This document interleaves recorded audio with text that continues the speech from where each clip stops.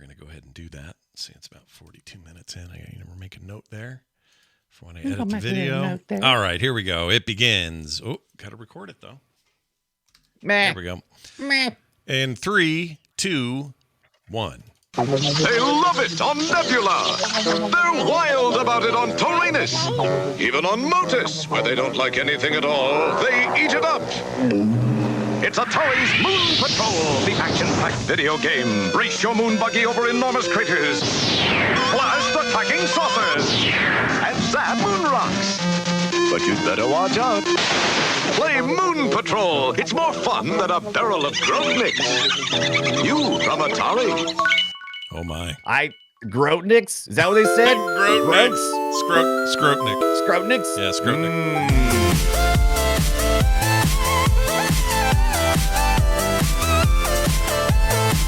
Hello, everybody. Welcome back to Play Retro, a little show that me and Brian Dunaway host. I'm one of those hosts, Scott Johnson, and I often wonder, when man lives on the moon, will he feel the need to patrol the moon so that the moon is safe for all those who would like to be on the moon? Parallaxically speaking, Right. I think the answer must be yes. I would suppose if we're living on the moon. And I'm your other host, Brian Dunaway, and if you believe they put a man on the moon, then perhaps you would believe in 1982 that we inserted coins into a box to go six-wheeling on the lunar surface for a little crevasse-hopping action and parallax patrolling in our moon buggy to shoot up the mean streets of Sector 9 as Lunar City police officers. I read the full description of this game. Stop or I'll shoot! Just kidding. I only have 2 buttons and I'm all out of craters to jump. You did. You are dead. You did. Yeah, the classic 1982 game, what was in arcades called Moon Patrol, and I think we both use parallax in our intros, and I think it's a thing we're going to touch on because it was super important. It was the first true parallaxing game that we had seen, and it was all side scrolling, baby. Yeah, it was as cool as anything I'd ever seen. The 2600 version of the game, not so much, but we'll get to that. It didn't parallax anything. It was more laxative than parallaxative. But anyway, we're going to talk all about Moon Patrol, and we'll get to that in a minute. Before we do, a couple of things up top here. Speaking of Moon Patrol, I started playing it on my Steam Deck. I'm playing the arcade version. And I forgot I was doing that. Playing that in the MAME, are you? Or did you have it? He was maimed. Somewhere else. He was emulationed up. And arcade MAME. And I put the thing to the side. Thought I'd hit the button on top to kind of put the machine to sleep. I didn't. So I just sat there, paused on Moon Patrol, or I should say in the loop of the demo of Moon Patrol, because I had run out of lives and it just was doing the insert coin loop of like, here's some gameplay and then high scores and then here's some gameplay, that whole thing. Right. And I didn't know that. Came back 10 hours later. My Steam Deck was still playing it with 2% battery life left. Oh, wow. So, and since it was just in demo mode, I don't guess you accrued any points then. No, I did not. I accrued nothing, but here's what I learned. I learned 2 things. Number 1, the device will not go to sleep with that inactivity when you're doing emulation. That's number 1. I didn't know that. On That's its own. Interesting. Other games it will. If they sit there idle, it'll turn itself off, I believe. Now I'm trying to think of an example where I did, but maybe I can't. Anyway, there's that whole aspect to it. But the other part that impressed me was when I started playing, I had a full battery. 10 hours later of full screen activity and sound and everything. Right. 10 hours later, it still had 2% left. That's pretty damn good. I wonder how many CPU cycles were used for the demo of Moon Patrol in that emulation. I would love to know. That would be great. Yeah, I bet most of the battery usage is probably that screen. I love that kind of data. Stupid data I don't really need. Yeah. Love it. Give me the stupid data. Give me more data. All right, Brian, you did some Moon Patrol stuff that I can't even compare to. So show people what you did. Do you have it there? So yes, I printed out this very cool Moon Patrol 3D print. I downloaded this off Thingiverse, and it is a little moon buggy. It's got a little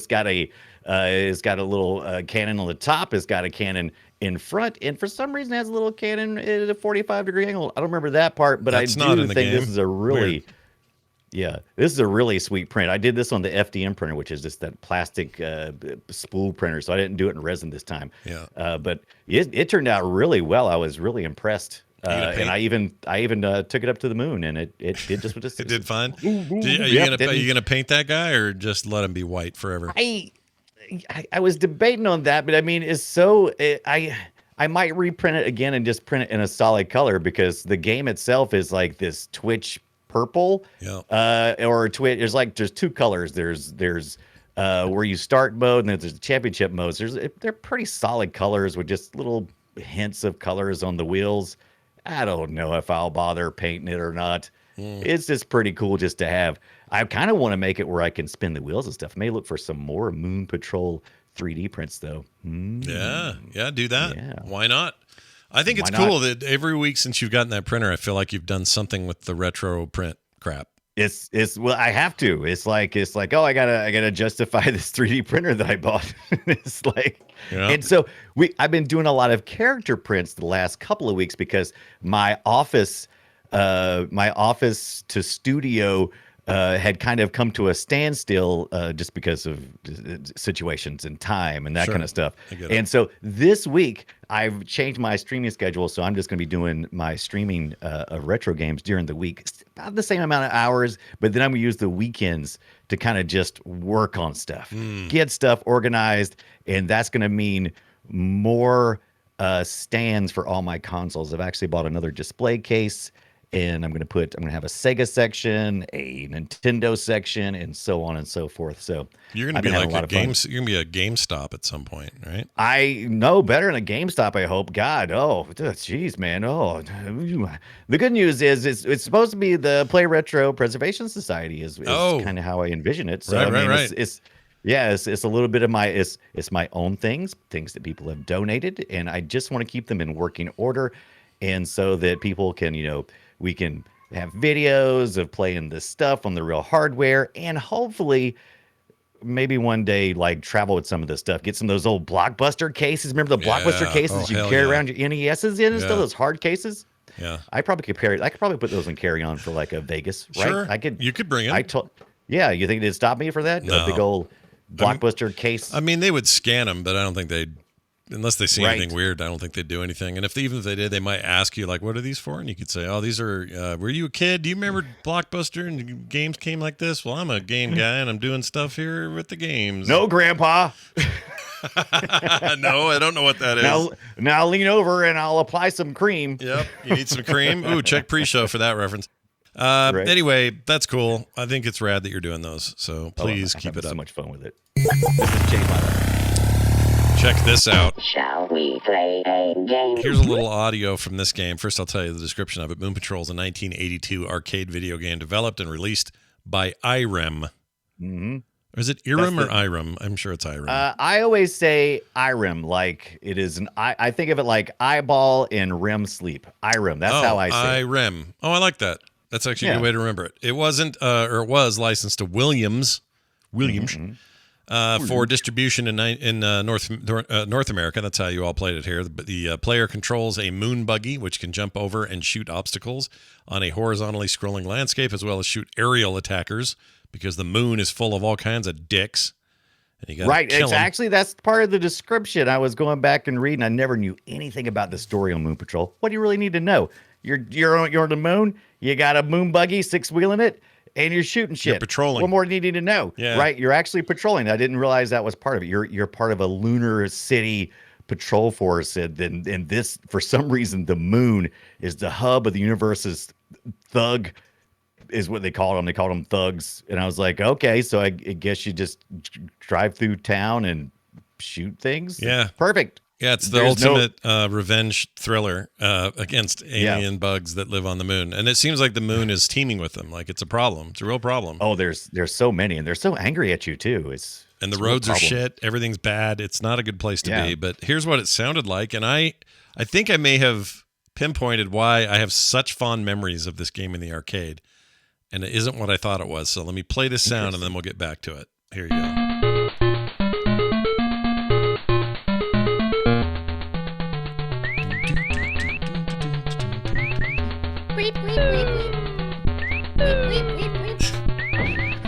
Now, what you can't see there is the visual. You can't see is you're almost like you got what do you call that when your car has a lot of buoyancy when it bounces? What am I thinking? Oh, it does have a lot of buoyancy. If you actually watched it, we got really deep into this past week. Thank you for the chat room from watching these streams this past week. They pointed so much stuff out to me.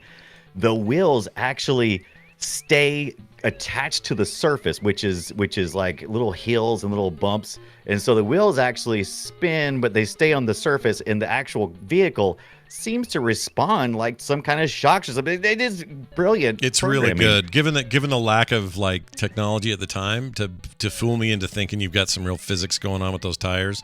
Still impressive. Like it still looks very really impressive. cool. And when you blow up, which you will, and you'll always blow up. Yeah, that's the rule. Yeah, your center mass explodes, but then the wheels just bounce off. Yeah, boom, boom, boom, boom. And as you can see in this video chat room, we've got beautiful parallax scrolling going on, which again is this technology that up to that point I had not seen in a game. I'm sure something predated it, but I don't know what it was. What it was. There was some reference to some simplified parallaxing, but this was the first game recognized for its full parallaxing, where you've got a foreground with the ground you're actually driving on. You've got a mid ground, which is usually a mountainous or city area, and then you got a far off area that's usually like jagged rocks and that kind of stuff. All very colorful too. It's a real colorful game. Got this bright purple moon buggy, and just everything is just really just like, oh, tackle the senses. Love it. Yeah, and it got harder as you went, and that's how they got your quarters or whatever. That was arcade games then, but I'm a huge fan of this game. It ate a lot of quarters for me during the era that it was. I guess it was popular, but I don't think I played this till probably 85 is when I played it. So I don't think I saw it in the early days. I was in the same buggy.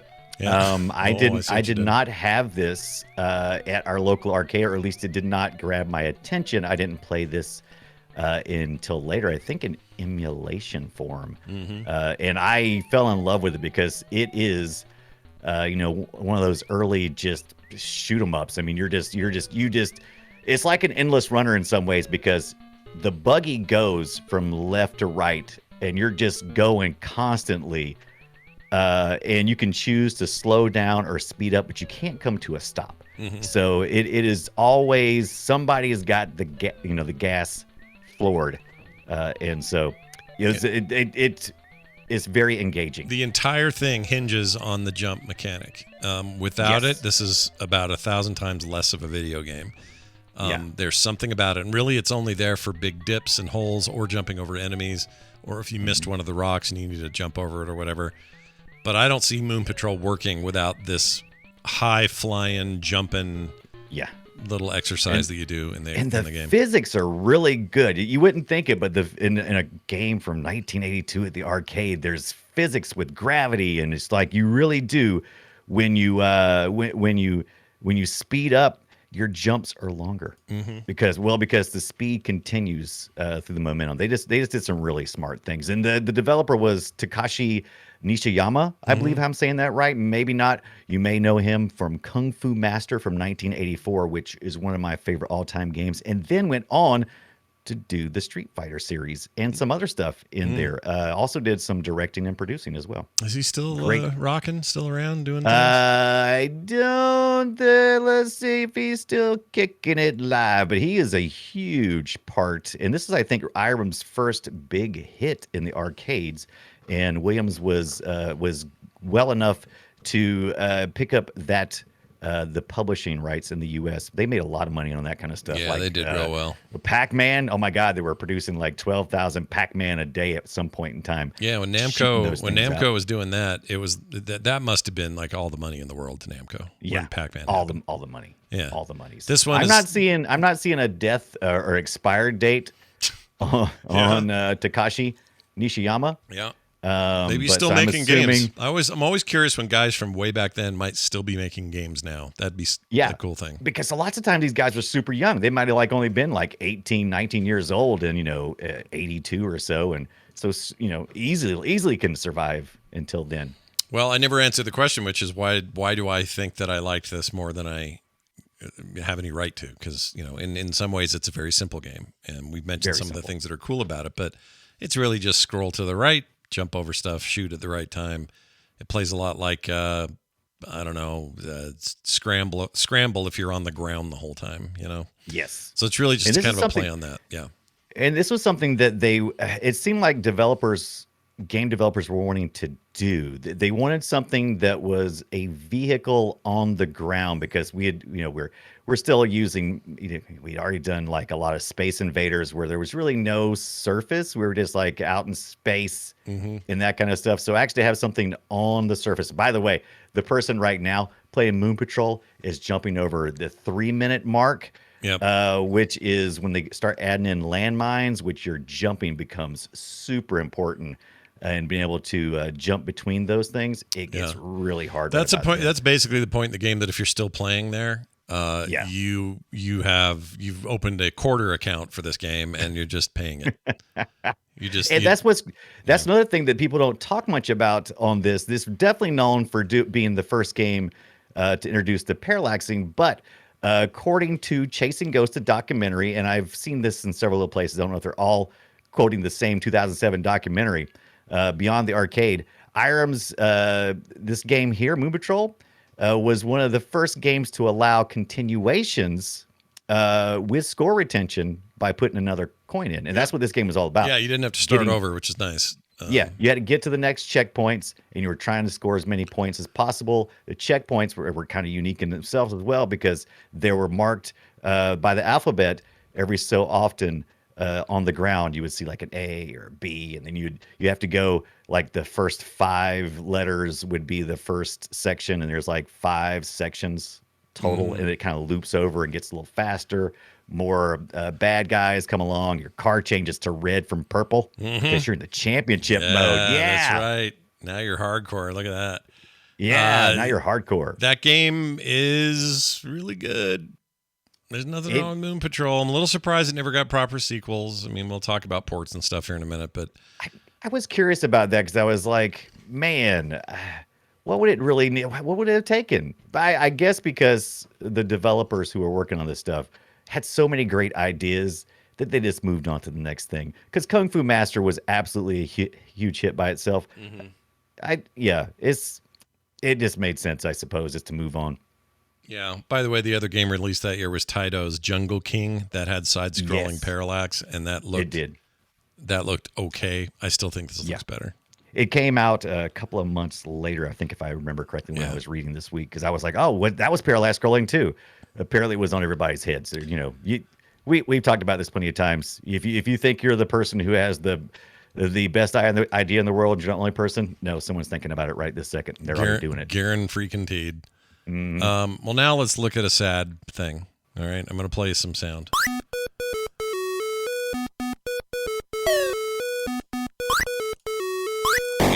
Yeah.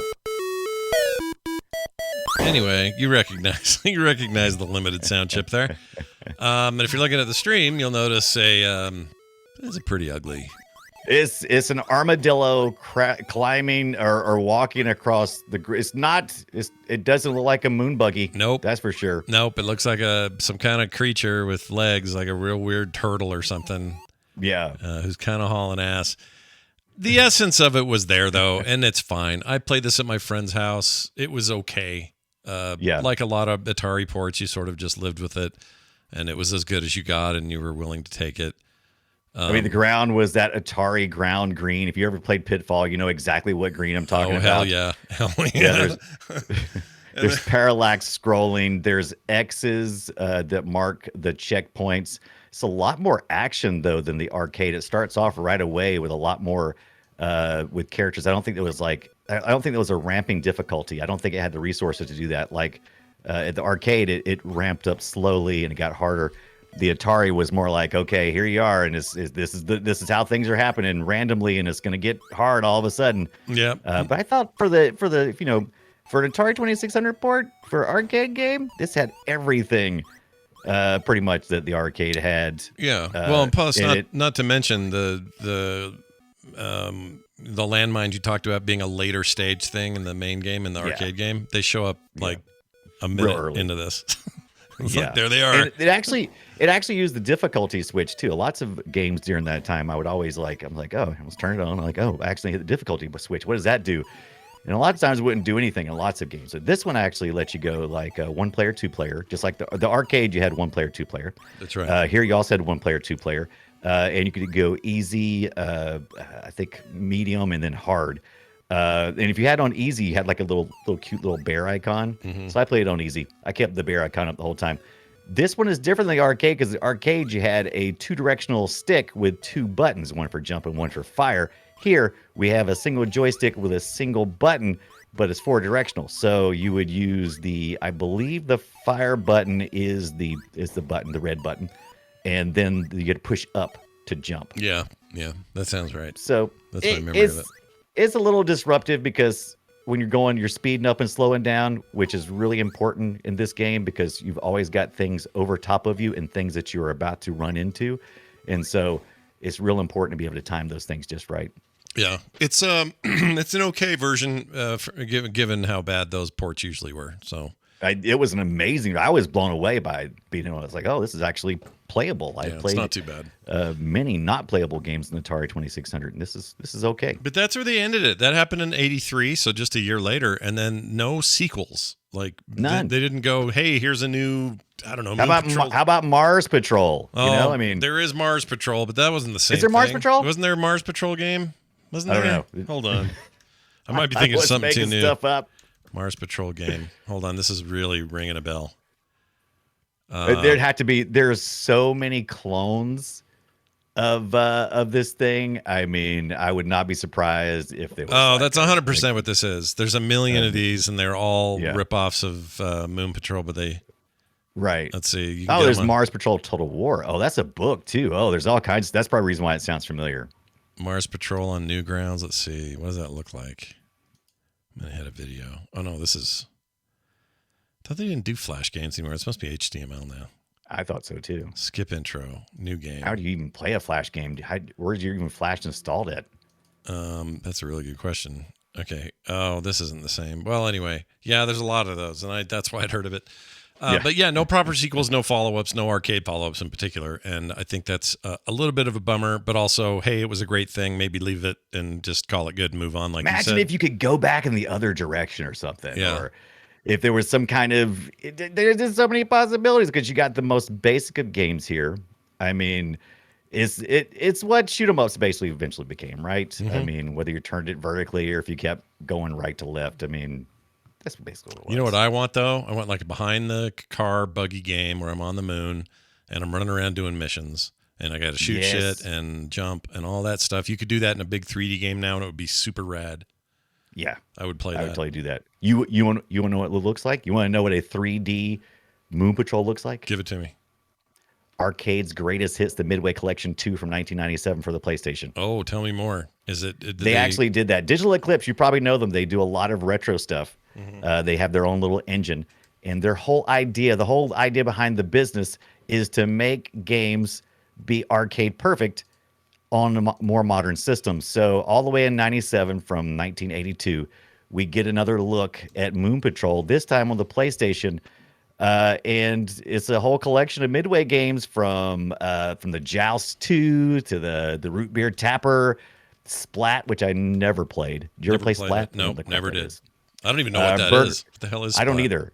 Okay. Burger Time and Blaster, whatever Splat is, it's really weird because when you start this collection up on the PlayStation, which is CD based, it shows you these 3D pre-rendered 3D videos. And one of the things is you get to see Spy Hunter Car, you get to see Burger Time as a big burger man, and then you had this corn who is throwing a burger, I guess he got from Burger Time, at who was he throwing it at? I don't even know. It's why is he a corn? Why is the corn tapper guy there? What's his deal? He's from the game Splat. I'm assuming. I did play a few minutes of Splat. It's like it's a versus game where you play against another person. And you kind of throw pies at people and different food, I suppose. I didn't quite get it. This looks like ass. Oh my gosh! And here he's throwing the root beer. There's the Moon Patrol guy. All right, here we go. There's the Moon Patrol. It's in 3D, baby, and he's getting chased just in a second here by Joust in 3D as well. And I would play this. I would too. Totally I would play this dumb game. Yeah. This is just pre-rendered, and I use those terms lightly. pre-rendered 90s ass animation and stuff. But I assume the game when you would actually play Burger Time or Joust or Moon All Patrol. of it's they have the original ROMs right in there. It's exactly the same as it was at the arcade. They're using the Digital Eclipse engine to render these games, and I played a little bit of it. Actually, I played a lot of when I got to this point, I played it more through here because I also like to drop out.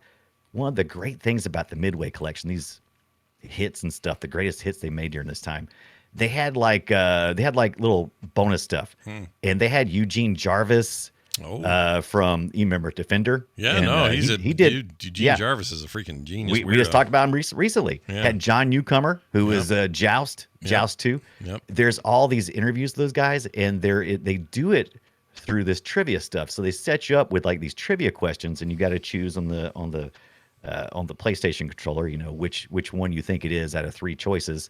And then you choose wrong, and they may say something quippy. One of the developers may say something quippy, and then they'll give you the right answer with a little video clip of those guys, and it is charming. And I probably played that trivia game as much as the arcade Really? game. Yeah, just getting to know some stuff. Like, did it feel old and outdated because they were trivia questions from a whole different era? And I don't know. Actually, they were really difficult. They really dug deep. I learned some really deep things. They weren't stupid questions. They were really complex, nuanced questions that I think they must have had, the interviews and then worked their way back. But it was pretty cool That's to wild. learn some of that stuff through watching the developer. It really felt interactive. It was a real interactive experience. Well, it's an interactive medium. It's nice to feel interactive occasionally. And they nailed it. Well, They nailed it. yeah. And it is worth it just to watch the root beer tapper developers talk about how was beer tapper and root beer all that stuff? They talk about that? How they couldn't do beer? They went to the back. Because root beer tapper got to start as beer tapper. Yeah, in bars it would be like a tabletop game in the bars. Exactly. Yeah. And so when they were workshopping this game, they pitched this to Budweiser, and Budweiser's like, do it. And so they went to the bars, and they're testing all this stuff, and you could just, the smiles on these developers' faces was just beautiful. You could just tell they were remembering just the best times of their lives. Oh, it was so good. Yeah, dude, I love beer tapper, or I guess root beer tapper is what I played, but. Yeah, it was a lot of fun. But I don't remember. I remember playing Beer Tapper, but maybe I only emulated it because I didn't never play it with the actual tapper, the pull rod or whatever it is that's supposed to pour the beer. Yeah. So I must have only ever emulated it. I think this is the start of my obsession with chorecore games. I think starts with Beer Tapper, because Beer Tapper's all about, all right, here's a bunch of new customers, take care of their beer needs. Whip, whip, whip, whip, whip, whip, fill, fill, fill, send, send, send, grab, grab, grab, empty, empty, like that. And then you're like, oh, okay, whew, I passed it. Okay, next level. That is basically what I do in my chorecore games. It's the exact same thing. Yeah, and to me, I think you're right. I think this is the first chorecore game I ever played, really, even though I did it through emulation. I think I must have played it on like a Genesis collection or maybe a PlayStation or something, I'm sure. How about, so in 99, they released for the Game Boy Color arcade hits Moon Patrol and Spy Hunter. These are decent ports as well of the original. Mm-hmm. This says right here, it says the screen does seem a little tighter due to its size. Well, that makes sense, but not too bad. Yeah. Usually these ports are bad, but this is a good one. Yeah, and this was not like the direct ROM. This was people recreating the experience in a little different format. They did really good. I thought it was excellent, and my favorite part had to be with the fact that it is Moon Patrol and Spy Hunter. Mm-hmm. I'm assuming to fit it on the cart, they only have the ability to add so many musical instruments. Yeah. So the Moon Patrol song, which is there, is played in part by Spy Hunter instruments. You remember how Spy Hunter kind of sounded? So some of the Moon Patrol stuff has that kind of bass strum kind of noise. I got it right here. Let's see. Oh, whoops. It's pretty cool. Hold on, let me back that up. It does what it's supposed to do. No, that's a guy talking. Dang it. That's a guy talking. You in the video with a guy talking, running his mouth. Yeah, just yapping away like some kind of talking guy. Talking. Nobody wants to hear you talk, you big turd. We're doing Spy Hunter at some point, right?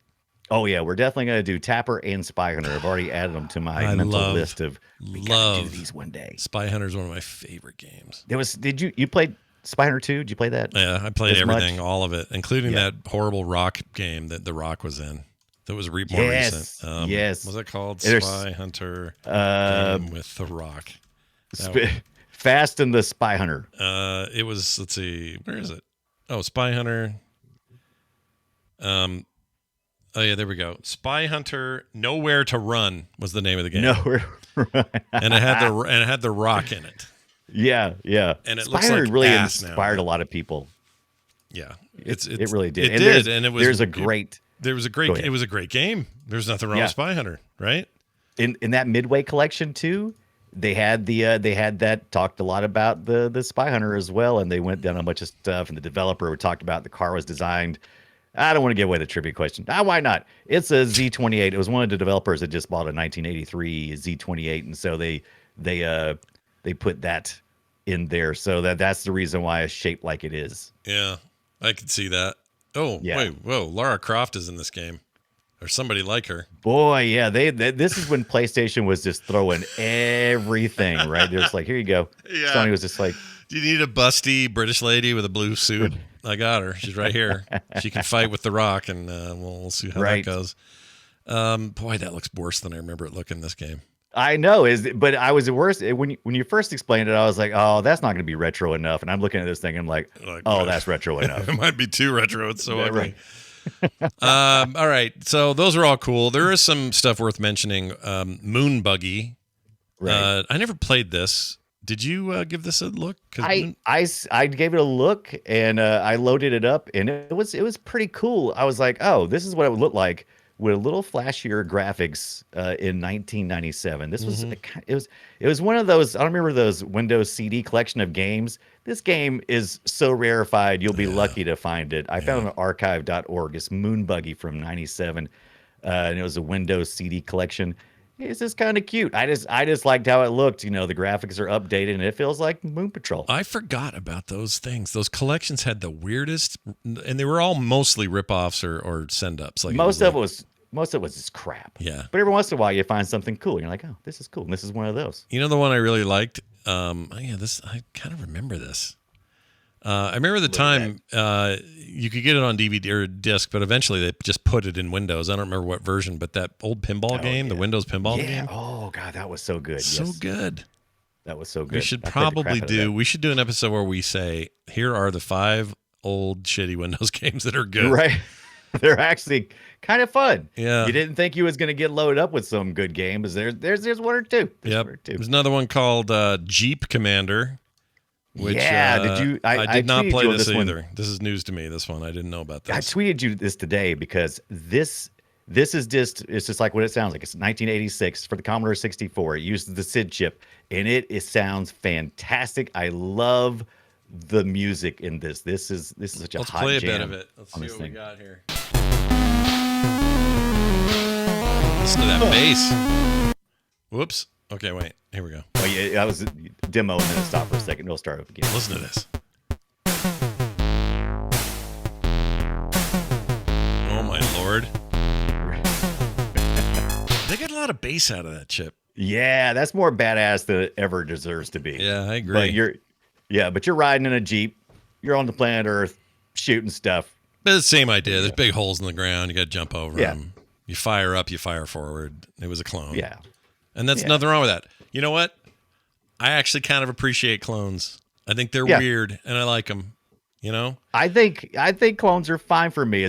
Once again, as I get older, I'm like, man, I wish I had more of that. I would like to see more hot takes on a game mechanic that I like, because now we look back, we're like, oh wow, this really didn't go anywhere. So Yeah, when games iterate all the time on top of other games. Like a game will come out, do a certain thing. Now tons of people want to do that with their games, like stealth mechanics. When those started happening, people went nuts with them.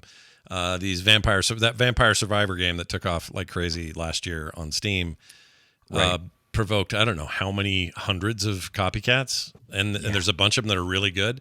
Like I think it's easy to look at that and go, yeah, do something original or whatever.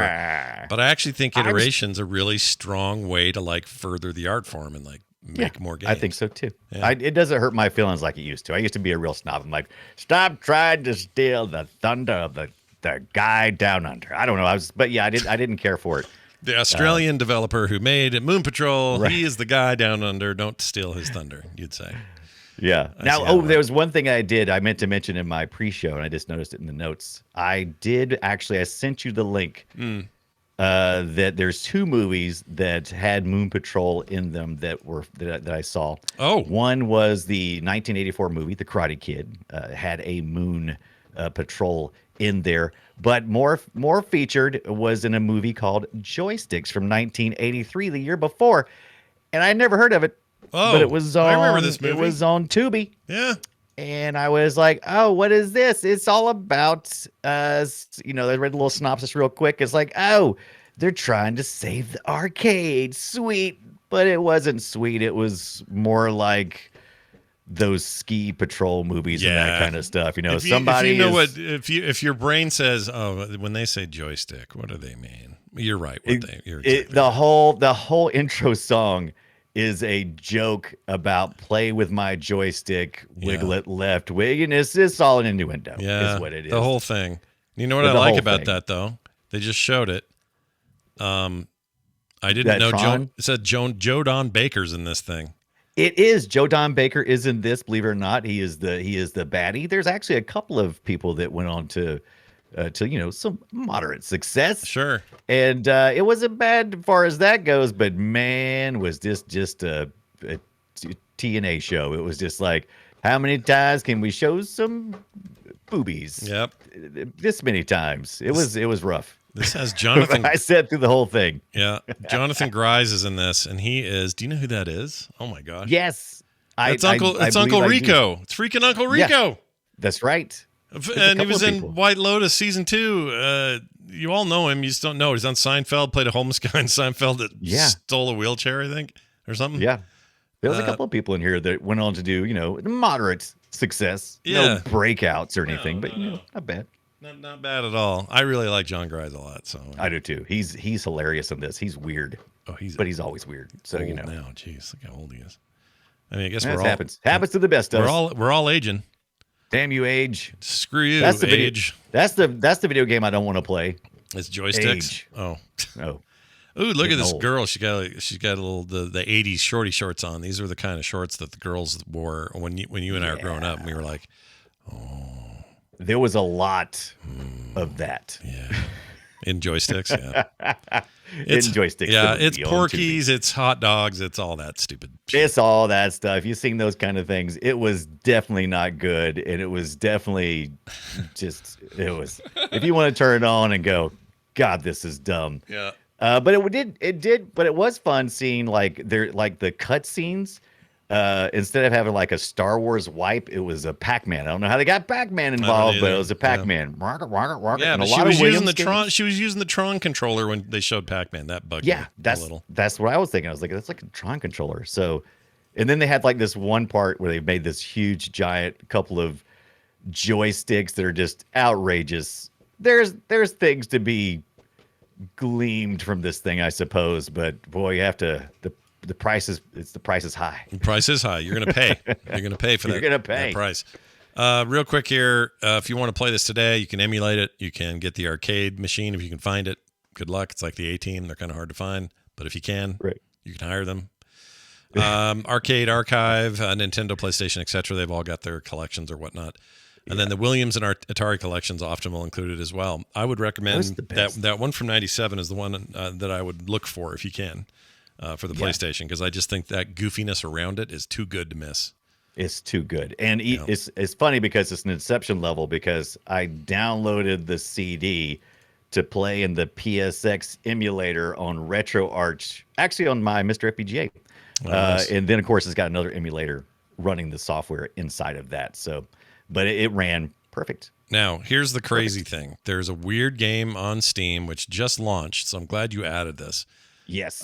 This is called Funtasia Furry Road. I thought Scott might like that. I'm like, oh, Scott's going to like it. I'm a fan. What I like about it is the physics are legit. It's also weird as shit. Yeah. Like, look at this barfing baby. This is actually a live stream of the developer that's going on right now. Is it? This puking baby trying to nail your little ice cream truck, candy truck back there in the back. It looks weird. I think this art style is crazy. It's basically Moon Patrol with a ton of other shit added. It's really good. Yeah, it's not like a big collecting type game, but it's more like that side, just that side scrolling physics, bouncing up and down, shooting crap from above and in front of you. I thought it looked pretty neat. Yeah, reminds me of Hill. Do you remember Hill Climb on phones? Oh yeah, Hill Climb 1 and 2, very similar to the way you have to control it. That's why I think I always liked that, because it reminded me of playing Moon Patrol, because Moon Patrol has that vibe of, if I'm not careful, this car is going to tip over, even though that game really is never going to tip over. But it's a real weird one, and it's only $14, and it just came out let's see, I can read the date. It came out September 29th of last year, so it's relatively new. $14.99, and there is a demo for Mac or PC. Do it. So What's your excuse? It's got a demo. You got no excuse. He killed the baby. He killed the baby. Oh, warning. no. Oh, shoot. Trigger warning. He killed the baby. Oh, he did. Destroy it. The giant puking baby. That's right. Now let's destroy our own baby by playing Guess My Game. And these are old games that we picked some old clips for. We're going to play them here and try to stump each other. We get 3 questions and 3 questions only before we make our final guess. If we don't get it, we get no points. If you get it, you get points, but the points get you nothing. All right? The points get you nothing, friend. Here's my clip. This is your early hints. 1993 Sega Genesis title. All right. 93 on the Sega Genesis. All right. Genesis. All right, here it is. Let me hit the play on this. Here we go. Where is it? There it is. Nope. Why is it not here? There it is. Wow. I would have thought that was Super Nintendo. Wow. Yeah, it's pretty good for Genesis sound. And I recorded this directly from the cart, or from the ROM. Right. Any guesses yet? Any questions? What are your questions? Okay, so let's start with is it based on intellectual property? Yes. Okay. Yes. And it's one. Well, no, I'll just say that. Yes, you're absolutely right. It is. Is it a Nickelodeon property? No. I'll help you with that one by saying this way predates Nickelodeon. Oh, interesting. Yes, 93. Well, yeah. The game doesn't, but the IP does. Oh, okay. I got you. Yeah. The IP does. I got you. Yeah. Chat room so far not getting it. You're not getting a chat room. Lots of choplifters. Always the choplifter. Always with the choplifting. Any other guess? Here, you know what? If I play the intro again, it might. Play the intro again. Listen to this very carefully.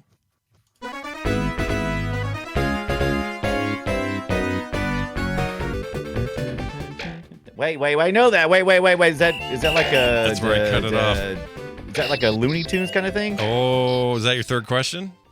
Yes. Is it like a Looney Tunes thing? Is it like one? Is it a Looney Tunes thing? No. Is it a? I'll answer no. the question twice in 2 different ways. No, I it's guess not Looney Tunes. Is it a Warner Brothers thing? How about that? No. It's kind of okay. All right. But when you said, is it like a Looney Tunes thing? That's closer to the yes. Okay, so it's an old property, kind of like Looney Tunes. Yeah. It sounds like they're driving in some kind of cars or something, but you can't tell me now because you already answered all my 3 questions. It doesn't. Wait! I just heard it. Wait a second. It's not Popeye. No. Not Popeye because it's definitely not Popeye theme. Popeye, not Popeye. It's not the Flintstones because that's not. It's not the Jets. No. Someone in That the sounds so familiar now. Wait a Someone second. got the chat in the chat. Got it. Here, I'll play it one more time for you. Okay. Right. That intro is really a big deal. Hold on. It is. Wait, I know this. And then it cuts. Shit, what is it? I have it. It's like, the reason that I cut it is so like- that you wouldn't get it. But It's right there. It's in my head. I've heard this a million times. Oh my God. Is it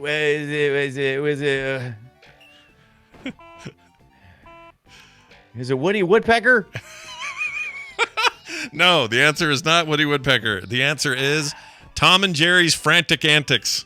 I know. Tom and this Jerry. one. Dadgummit. Yes, I can see it now. I can hear it. Crap.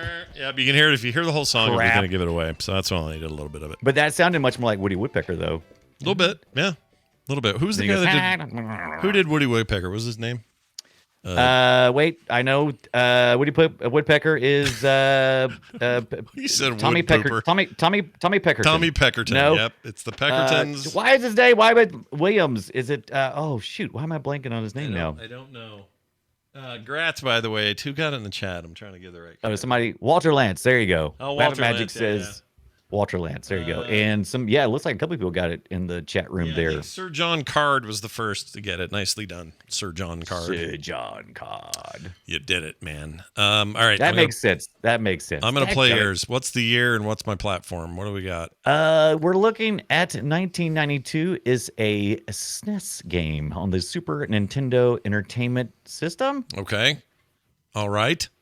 I think that's enough to start. Here we go. Yeah.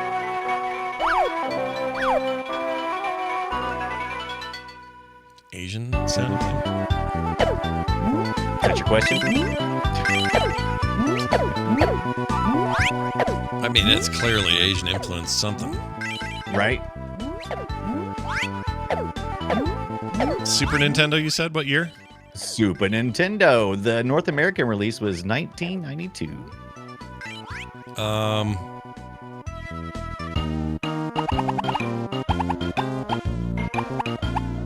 Okay, 3 questions. Is this a Nintendo IP? No. Third party? Okay. Third party. Is it a Disney IP? No. I only got one question left.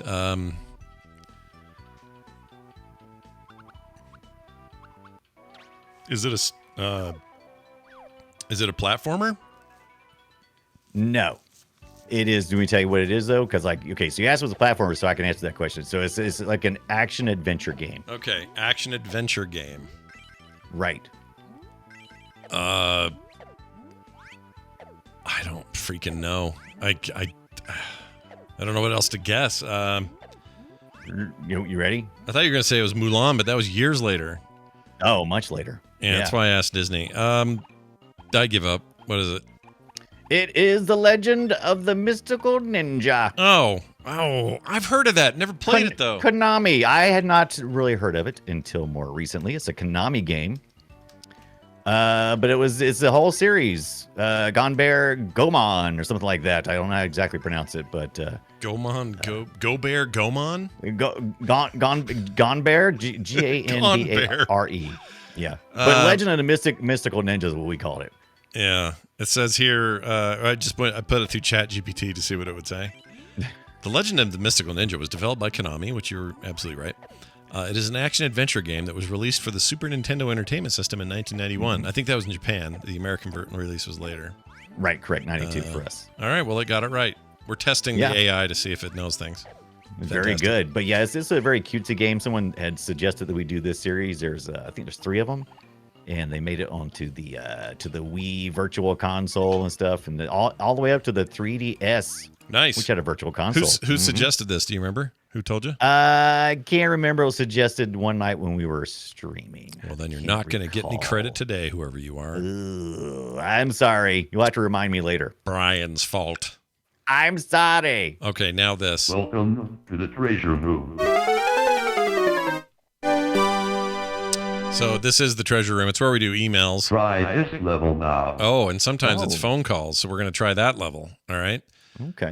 We got a question about 2009 versus today, and I'll let the listener explain. There's somebody named Sable. All right, sent this in. So check it out. Hi, Scott and Brian. Do you think people who were 9 or 10 in 2009 and played Minecraft then look back on that in the same way some of us olders look back on the 2600 or certain arcade games? It just seems so different to me. Okay, I can answer this directly. I'll bet you can too, because we both have sons of a certain age. Right. And Nick was 8 or 9 when Minecraft happened. Right. And he is now 22. Right. Hold on. Is that right? Anyway, he was obsessed with that game. All he wanted to do was play Minecraft. And not only that, he wanted to get on mod sites all day and get viruses that I could never remove from his computer because he was trying to. It was download all mods. Java based, man. Yeah, it was a joke. But anyway, it was a huge deal. And there's a bunch of kids around his age that was their meat and potatoes for gaming. That's all they wanted to do. Right. So I can relate to this in the sense that if I ask him today, that feels like ancient history to him. To me, it doesn't seem like that long ago, and Minecraft's still a growing concern, right? It's still a thing. Exactly. That's what makes the question complicated, is because like all the stuff that was on the Atari when we were kids, we were already on other consoles that really weren't carrying over many of these game properties, right? Yeah. So when I was like 23, the games coming out were ones we just mentioned, like the Genesis game I played, whatever the hell I just called, Tom and Jerry's Frantic Antics. That was when I was next age. So that stuff would have been like hyper, fast speed, beautiful colors, side scrolling, parallax scrolling, whatever, the hottest 16-bit possible thing. And if I went back to when I was 9, I mean, what was I playing? It would have been Space Invaders. It's your shit. So it's a good question. But it is very complicated because I think Zoe, who's probably the one closest to that, she goes back a lot and plays Minecraft. She'll be like, I hate Minecraft, never playing it again. And then then you go a year later, it's like, I play Minecraft. I'm like, okay. Yeah. And there's nothing wrong with it. I guess what I'm saying is the 20-somethings, it's a higher curve and it's a little more leveled off because Minecraft's not that far into the tech distance. Right. And in some ways, it's still like hugely innovative in its own right. Yeah. But Space Invaders, the difference between Space Invaders and any 93 game, is The Legend of Zelda: Link to the Past. Right. They couldn't be more different. Like it's so much more advanced.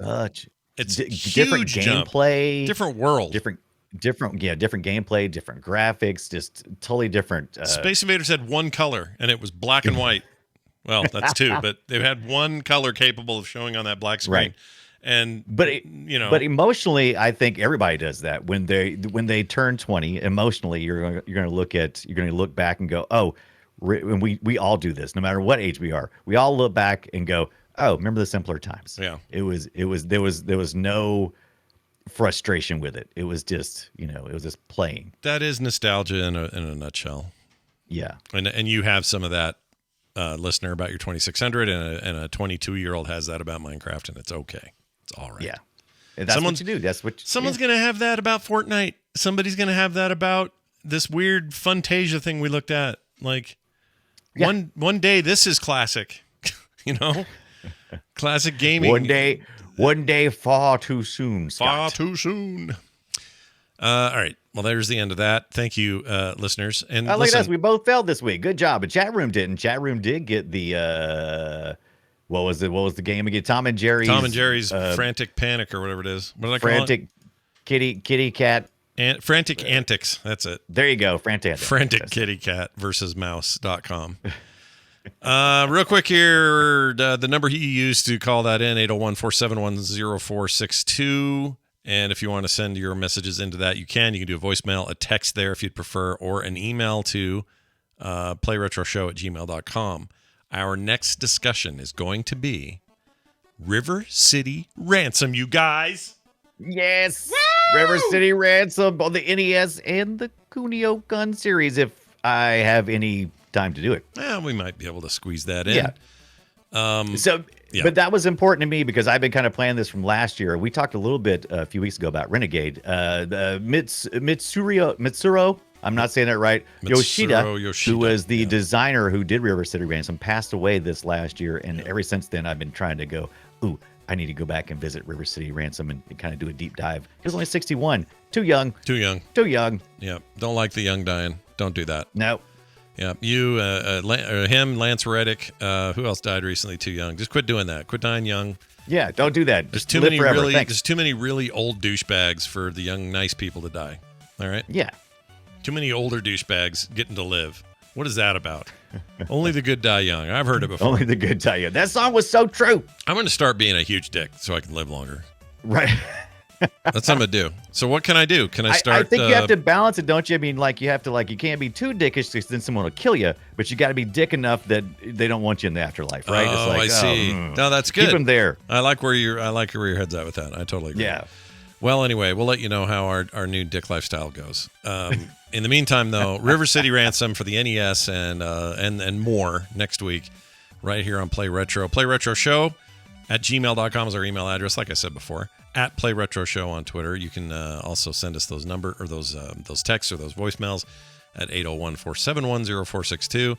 And a reminder to join us on Patreon at patreon.com/TMS. And you might say TMS. Play Retro. Sorry. You might say, why? And I would say, well, how do you like the idea of never having to deal with a single commercial ever? Yes. Or how would you feel about getting cool stuff digitally? Or how would you feel about just supporting your favorite show of all time? Aww. Well, now you can find out. Head on over to patreon.com/playretro today and become a part of the larger Play Retro family. Yes. I think it's going to do it for us. Thanks, everybody, for listening. We'll be back next week with more. In the meantime, play something retro, and we'll see you then.